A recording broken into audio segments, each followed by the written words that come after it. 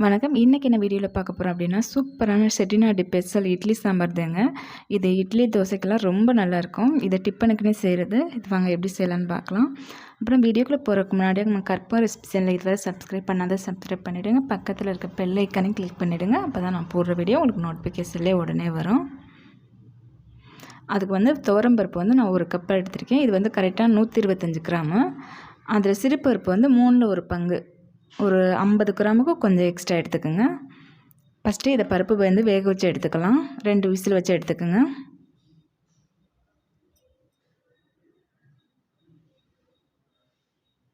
இப்போ நம்ம பருப்பு வேக வச்சு எடுத்தாச்சு. இதில் நம்ம காய்கறி சேர்த்துக்கலாம். இது பெரிய பச்சை மிளகா அப்படிங்கிறதுனால நான் 2 பச்சை மிளகா 4ஆக கட் பண்ணி சேர்த்துருக்கேன். இல்லைனா 4 பச்சை மிளகா சேர்த்துங்க சின்னதாக இருந்தால். இது கூடவே ஒரு 15 சாம்பார் வெங்காயம், ஒரு முருங்கைக்காய், அப்புறம் ஒரு உருளைக்கிழங்கு சின்னதாக கட் பண்ணி சேர்த்துக்குங்க. அப்புறம் மீடியம் சைஸில் 2 தக்காளி. இது கூட ஒரு 4 கத்திரிக்காய் சின்னதாக கட் பண்ணிவிட்டு 4 கத்திரிக்காய்.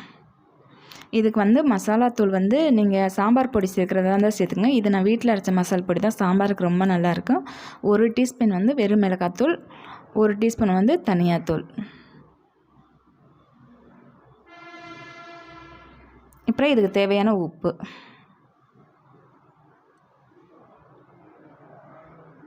இப்போ நமக்கு எந்த அளவுக்கு சாம்பார் வேணுமோ அந்தளவுக்கு சேர்த்துக்கலாம். தண்ணி சேர்த்துக்குங்க. கொஞ்சம் மஞ்சத்தூள்.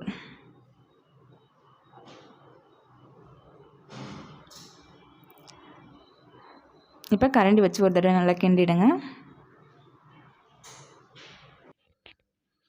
ஏற்கனவே நமக்கு பருப்பு நல்லா வெந்துடுச்சு. இப்போ காய் தான் வேகணும். குக்கரில் வச்சு நம்ம வேக வச்சு எடுத்துக்கலாம். 1 விசில் மட்டும் வைங்க. இப்போ ப்ரெஷர் போன பிறகு ஓப்பன் பண்ணிக்கோங்க. நமக்கு நல்லா காய் நல்லா குக் ஆகிடுச்சு. கரண்டியால் நல்லா ஒரு 2 தடவை நல்லா கிண்டி விடுங்க. நமக்கு நல்லா காயெலாம் நல்லா மசிச்ச மாட்டாயிடும்.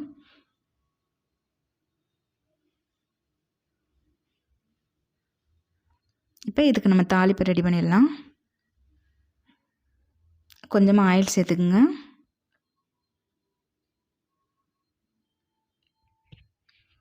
ஆயில் நல்லா சூடாகட்டும். ஆயில் நல்லா சூடானதும் கொஞ்சமாக கடுகு பொரிஞ்சதும் கொஞ்சம் சீரகம். இதோடைய 3 காஞ்ச மிளகா. மேலே இருக்க காம்பு நீக்கிடுங்க. இப்போ ஒரு ஸ்பூன் வச்சு அந்த காஞ்ச மிளகா லேசாக கிண்டி விடுங்க.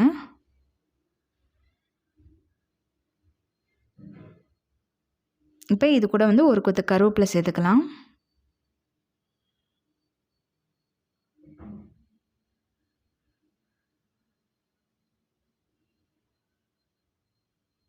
இது கூட கொஞ்சமாக பெருங்காயத்தூள்.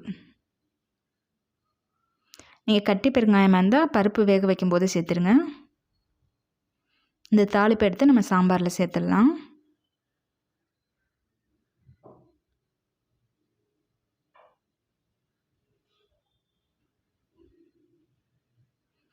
அவ்வளோதாங்க, சூப்பரான செட்டிநாடு சாம்பார் ரெடி ஆகிடுச்சுங்க. இதே மெத்தடில் செஞ்சு பாருங்கள், ரொம்ப நல்லாயிருக்கும். அப்புறம் இந்த வீடியோ பிடிச்சிருந்தால் மறக்காமல் என்னோடய சேனலை சப்ஸ்கிரைப் பண்ணுங்கள். உங்கள் ஃப்ரெண்ட்ஸுக்கும் ஷேர் பண்ணுங்கள். இந்த வீடியோ எப்படின்னு சொல்லி கமெண்ட் பண்ணுங்கள். ஒரு லைக் பண்ணுங்கள். நன்றி. அடுத்த வீடியோவில் பார்க்கலாம்.